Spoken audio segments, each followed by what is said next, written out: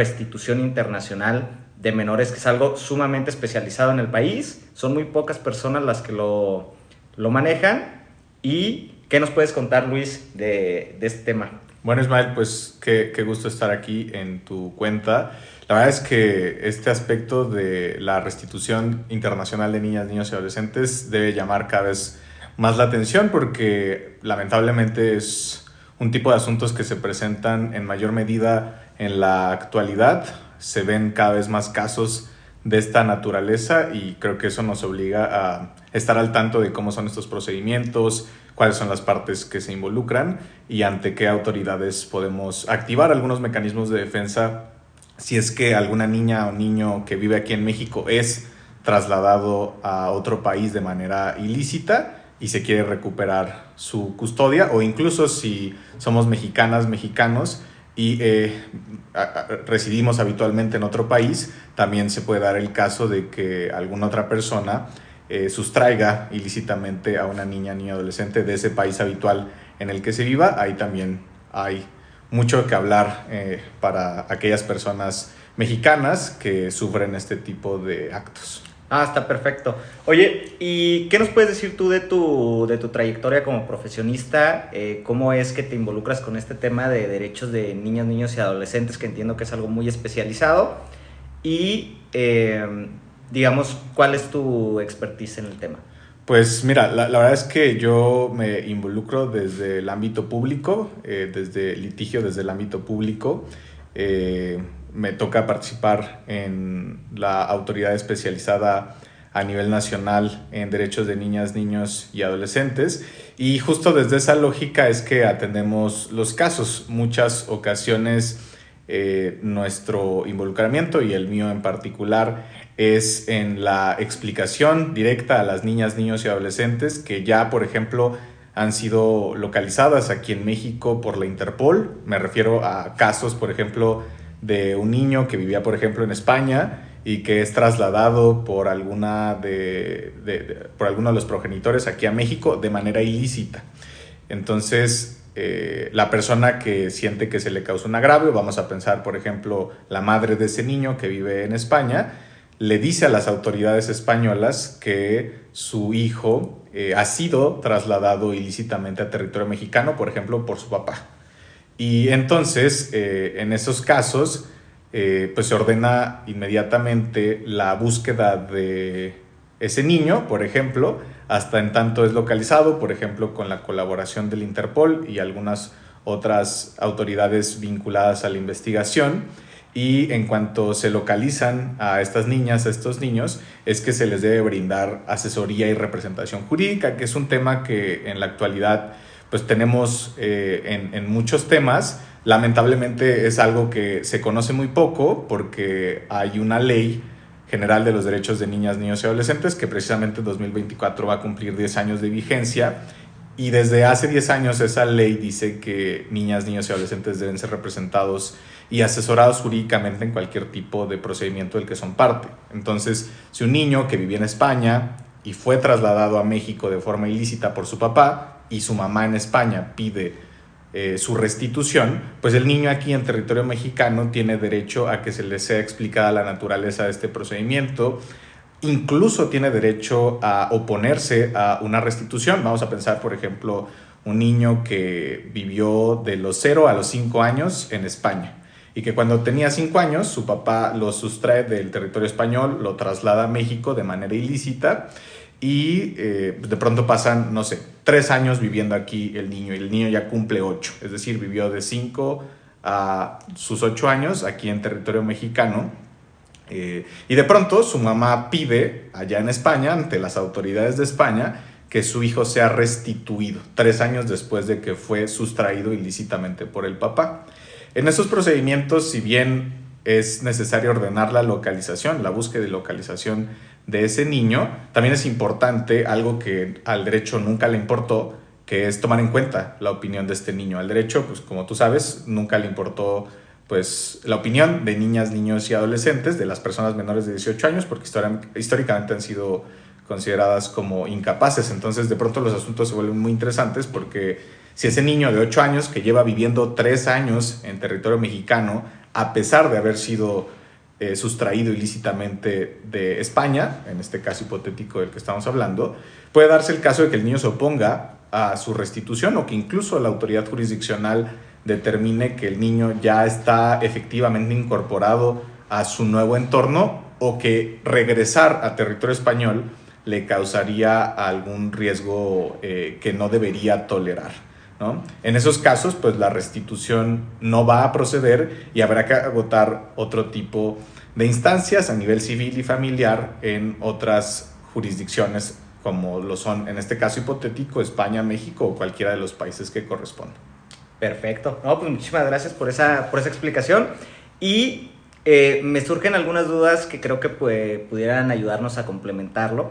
Que tiene que existir una legislación en todos los países. Hay como un tratado internacional que, digamos, nos obligue a tomar este tipo de determinaciones con los niños. Sí, es una pregunta súper importante porque en este tema en particular, restitución internacional de niñas, niños y adolescentes, sí tenemos un tratado específico en la materia que se creó en 1992, es la Convención de La Haya sobre los aspectos relacionados a la sustracción y restitución internacional de niñas, niños y adolescentes, y México es parte de este tratado internacional. Entonces, como sabemos, eso obliga a ciertas cosas a las autoridades mexicanas, y bajo las pautas y los lineamientos que se establecen en ese tratado internacional es que hay que ir procesando pues ese tipo de litigios. Hay una complejidad adicional cuando como se involucran dos países, el país de residencia habitual, de donde es sustraído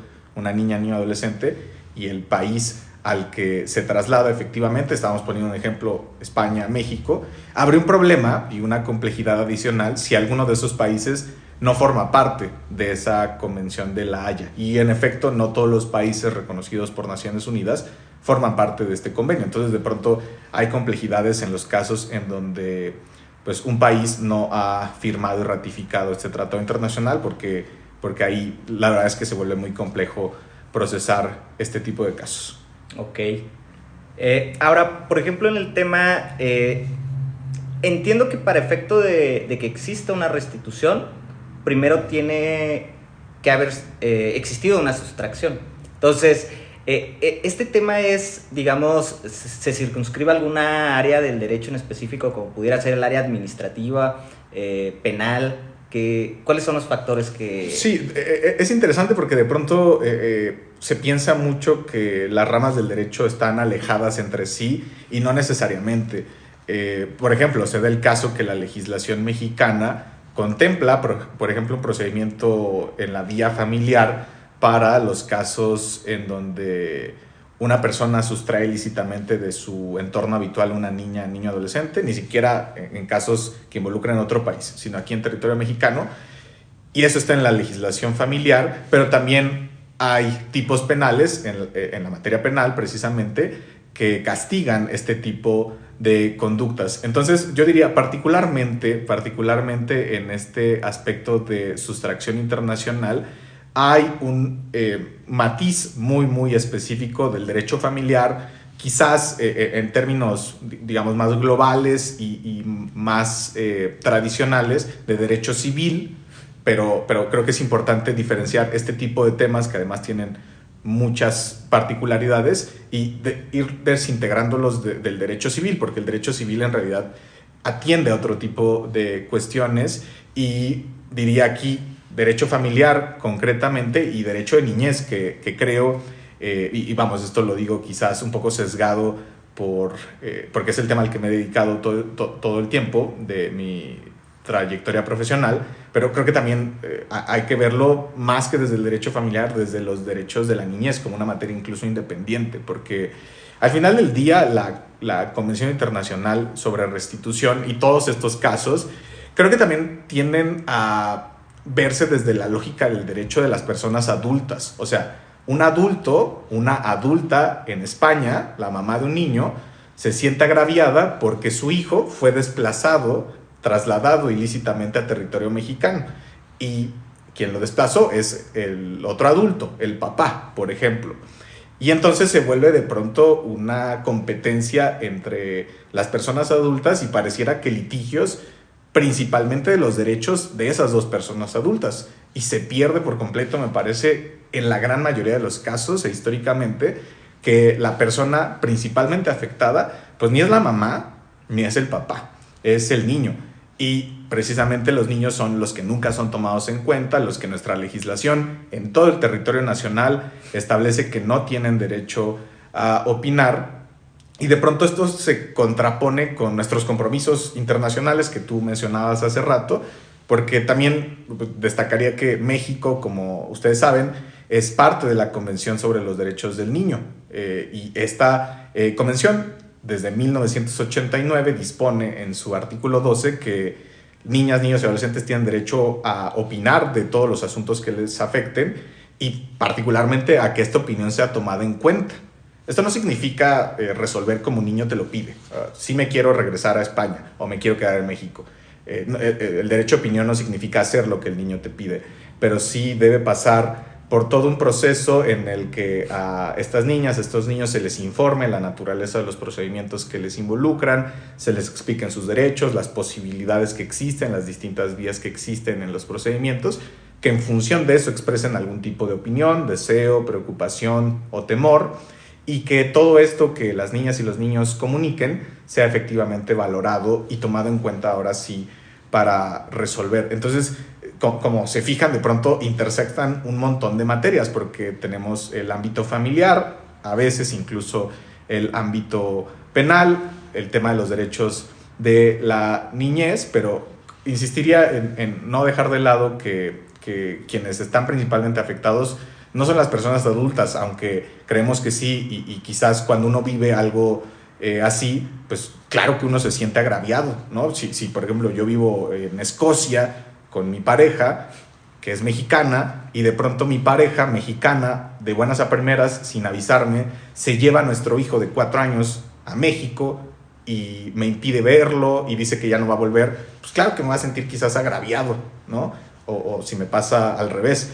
Y digamos, no estoy intentando desconocer eso, solo creo que en donde hay que poner el punto en realidad es con lo que está pasando con esta niña, con este niño. Y de pronto se vuelven casos horribles porque, como suele ocurrir en materia familiar, como de pronto se vuelven disputas interminables e incluso irrazonables por dos personas adultas, pues termina siendo un pleito en el que solo se escuchan a estas dos personas adultas y no se atiende lo que el niño quiere, lo que el niño pide, sino que se vuelve casi un objeto instrumentalizado. Pues a ver si te devolvemos en estos casos o a ver si te quedas aquí en México. Claro. Sí. Como bien lo dices, entonces tener siempre en mente que en este tipo de... pues a final de cuentas de esta figura jurídica que es la restitución internacional de los menores, pues precisamente el interés superior de los niños, niñas y adolescentes, ¿no? Que es lo más importante en estos temas.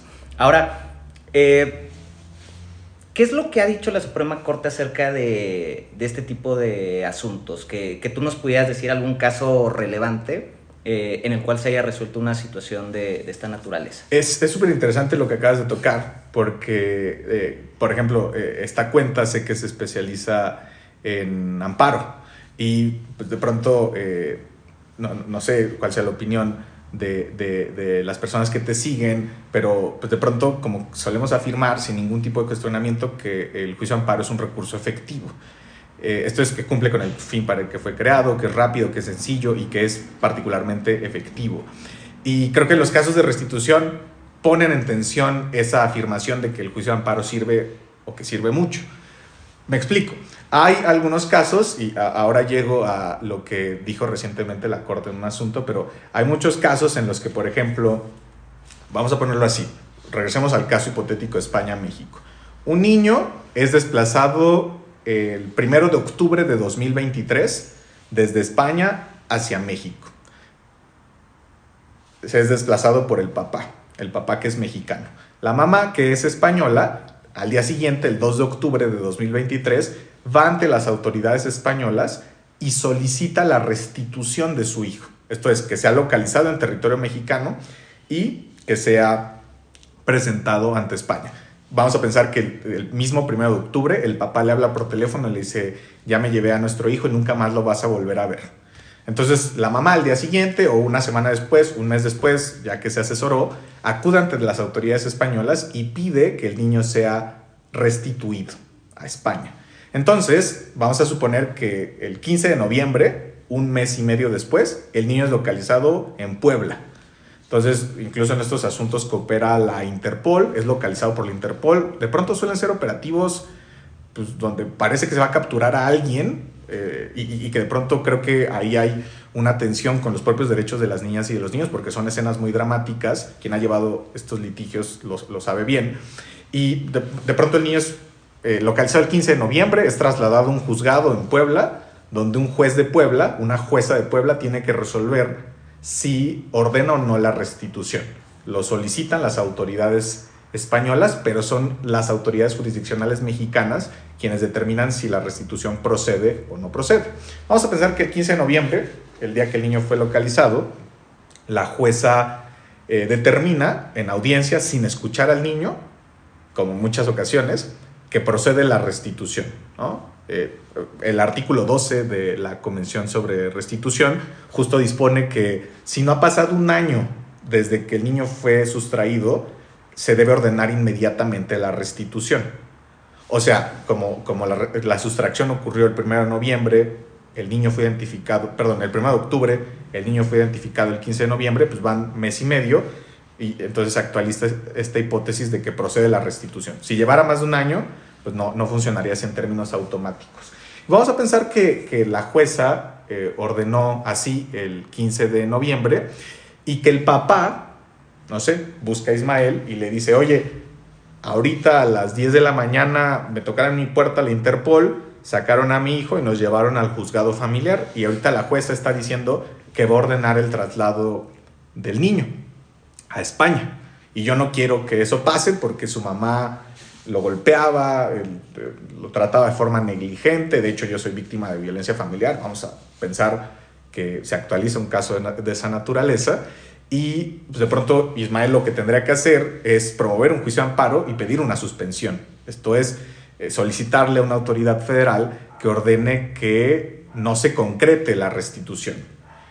Y pues en tanto logra redactarse una demanda, logra presentarse, logra admitirse y se provee respecto a la suspensión, pues probablemente la restitución ya haya sido ordenada y el niño probablemente ya vaya en un avión rumbo a España. Y en muchos casos se presenta esa lógica. Digamos, no en muchos porque es un tema que pocas personas litigan, pero pues yo sí he conocido asuntos donde se obtienen suspensiones, pero las suspensiones, cuando se notifican, en realidad las niñas y los niños ya van viajando hacia territorio español, por ejemplo, o hacia territorio canadiense o estadounidense, por ejemplo. Y entonces, pues ahí es poco factible que ese juicio de amparo pues llegue a buen puerto, sin que eso signifique que no hay ningún tipo de posibilidad. Y precisamente hay asuntos que han llegado en esa lógica a la Suprema Corte. Recientemente este año hubo un pronunciamiento que me pareció muy interesante y hasta cierto punto obvio, pero creo que fue muy bueno que la Suprema Corte lo haya establecido así, porque básicamente en un asunto durante este año la primera sala de la Suprema Corte dispuso que no proceden las restituciones inmediatas en realidad y que es un poco una lectura inadecuada de la Convención sobre Restitución, porque como el artículo 12 dice que si no ha pasado un año de que el niño fue sustraído, procede la restitución, pero eso, digamos, solo en la lectura más restrictiva, solo en la interpretación más restrictiva de ese artículo, nos llevaría a concluir que eso, son restituciones inmediatas, como si fueran cosas, como me quitaste mi cosa y no ha pasado un año que tú tienes a mi cosa, y como es una cosa, es mía, casi como un derecho de propiedad, pues ordenen que me lo regresen, ¿no?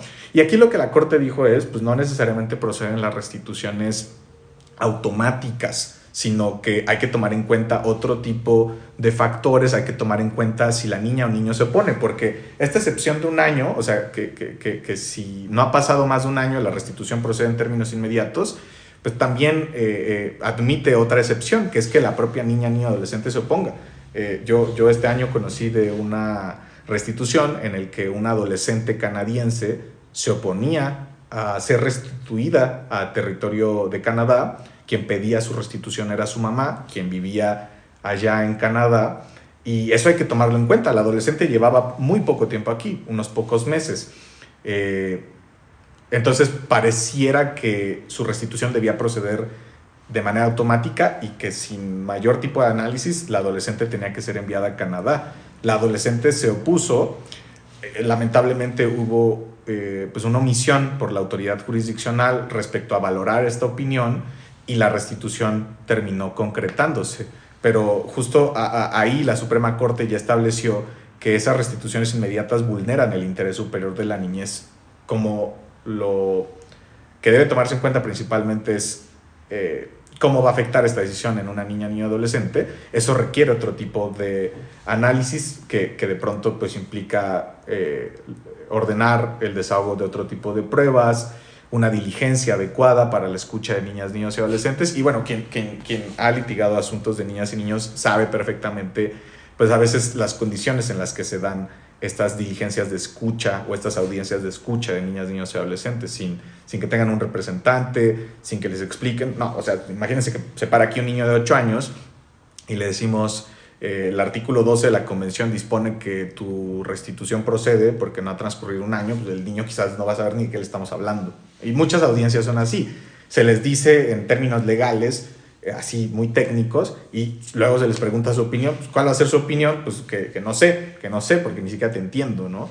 Entonces me parece que ahí ese pronunciamiento de la Corte va a aportar mucho en la medida que se vaya conociendo y aplicando en esta lógica de que las restituciones inmediatas o automáticas vulneran el interés superior por no valorar impactos positivos, negativos que tiene pues esta decisión de si te regreso o no al país en el que vivías habitualmente. Oye, qué importante, ¿eh? Qué importante es esto de cómo va avanzando precisamente el derecho y la interpretación del mismo. Porque efectivamente, o sea, esta analogía que ponías de que no son cosas, o sea, no estás hablando de una restitución, estás hablando de una restitución de un ser humano. Claro. Y de un ser humano que, pues que es menor de edad, ¿no? Entonces sí que hay que tener extremadamente cuidado en este tipo de cosas, ¿no? Recuerdo que el Código Civil incluso preveía este tipo de figuras como un interdicto para recuperar casi la posesión, claro, del niño. Entonces esto, digamos, verlo desde la óptica, cómo ha ido cambiando y evolucionando este tema me parece fundamental para los derechos de los niños. Ahora, ¿qué autoridades intervienen aquí, por ejemplo, en México? Porque hablabas, por ejemplo, de que la localización quizás la realiza el Interpol, o que pudiera ser la policía como tal. Posteriormente tenemos una autoridad judicial que decide. Entonces, digamos, ¿cómo podrías tú plantear si alguien aquí en México tiene que realizar una solicitud de restitución internacional? Supongamos que la esposa de alguien se lleva a Estados Unidos al niño, claro, y el señor está aquí en México. ¿A dónde va? ¿O cómo lo tiene que plantear paso a paso, así de manera muy genérica? ¿Cómo sería? Claro, pues tendría una ventaja esa persona que se queja de la sustracción ilícita, porque Estados Unidos sí es parte de ese convenio, como también lo es México. Entonces hay un procedimiento que al menos formalmente es claro.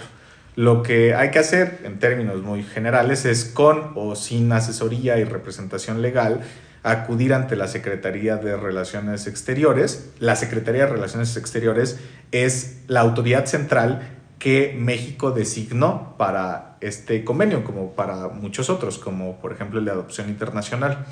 Entonces se presenta una solicitud de restitución que es enviada ante las autoridades de Estados Unidos. Estas la reciben y lo turnan el caso con una jueza o juez justo de Estados Unidos.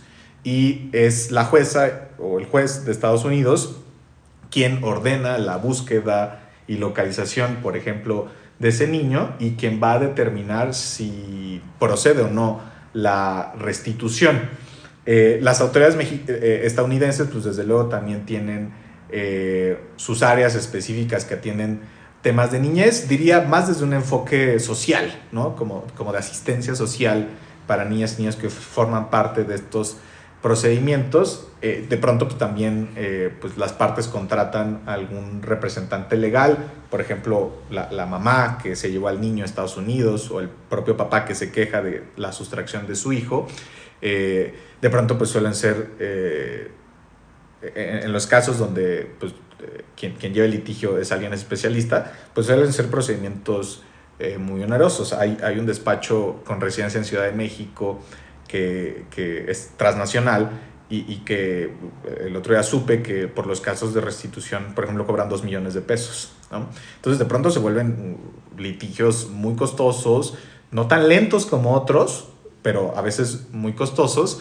Y bueno, un poco en esa lógica es que se llevaría un procedimiento, digamos, de manera muy genérica, ¿no? Aquí en México, pues también, además de las autoridades jurisdiccionales, del Interpol, en los casos donde hay niñas y niños en México que fueron traídos aquí a territorio nacional de forma ilícita, pues además del Interpol intervienen los órganos jurisdiccionales, particularmente los órganos familiares, y también pues el Ministerio Público con su representación, pero digamos no es en el ánimo de dejar fuera al Ministerio Público ni de restarle valor, pero más que el Ministerio Público, quien también debería estar en estos procedimientos son las Procuradurías de Protección de Niñas, Niños y Adolescentes, porque, insisto, desde hace casi 10 años la ley dice que estas autoridades son quienes deben representar y asesorar a niñas y niños en cualquier litigio del que formen parte, y pues claro que una restitución internacional es un litigio que afecta a un niño. Entonces, más que el Ministerio Público, quien tiene que estar ahí en las audiencias, antes explicándole a las niñas y a los niños, durante, es las Procuradurías de Protección. Destacaría también justo esta participación y desde luego la participación de la Secretaría de Relaciones Exteriores, que incluso tiene un área específica que lleva estos casos que, insisto, pues cada vez son más y que pues, de pronto se van tornando en una complejidad, no solo para quien desempeña una asesoría o representación legal para alguna de las partes, sino particularmente para las niñas y los niños, ¿no? Porque pues sí, son casos muy dramáticos. Imagínense que ustedes de la noche a la mañana su mamá o su papá les digan, ¿sabes qué? Pues nos vamos de la casa porque me peleé con tu mamá, con tu papá, y te llevo a un territorio que ni conoces.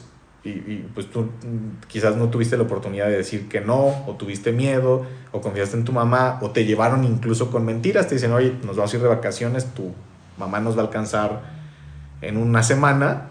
Y pues de pronto, en serio, quien termina muy afectado en términos psicológicos y a veces físicos, pues son las propias niñas y los niños. Claro. No, sí, qué tema tan importante y la verdad, pues muchísimas gracias por ilustrarnos aquí en el canal. Es un tema que ya teníamos ganas de, pues de compartirlo aquí con la audiencia porque precisamente son temas que están, aunque es, digamos, ciertamente en materia pues, familiar pudiéramos pues, circunscribirlo, pero creo que tenemos mucho... hay mucha relación con temas y derechos humanos precisamente de los niños, niñas y adolescentes, el vivir en familia, su propio interés superior y cuestiones de esta naturaleza. Entonces, claro que en el canal pues, nos daba mucha, digamos, mucha curiosidad, ¿no? También conocer sobre el tema. Y pues para terminar, ¿qué caso has visto tú digamos, en tu práctica profesional, digamos, digo sin nombres y cuestiones de esta naturaleza, pero que nos pudieras contar algún caso muy, muy específico? Sí, pues del primero que se me vino a la mente, quizás por la época en la que se dio, que es muy reciente, es de una adolescente de un país de Europa, en el que resulta que la restitución se había solicitado desde hace 3 años y durante 3 años habían ocultado a la adolescente aquí en territorio mexicano.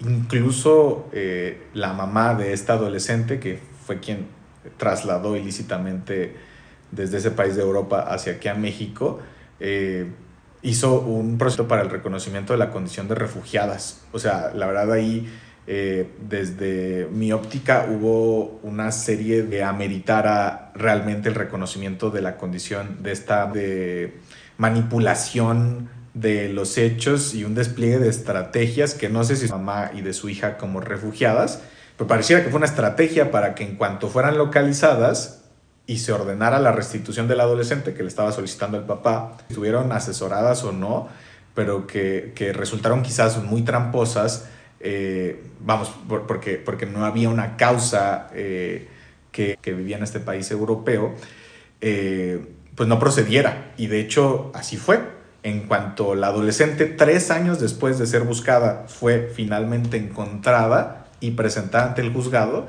su mamá llegó y exhibió las tarjetas de residente permanente derivadas de un reconocimiento como refugiadas aquí en México. Y había habido una manipulación, digo, de los hechos, porque incluso se había planteado que el papá estaba muerto, que había una persecución ahí en el país en el que habitualmente residían y que supuestamente eso fue lo que había llevado a la mamá y a la entonces niña a salir del país y llegar aquí a México e iniciar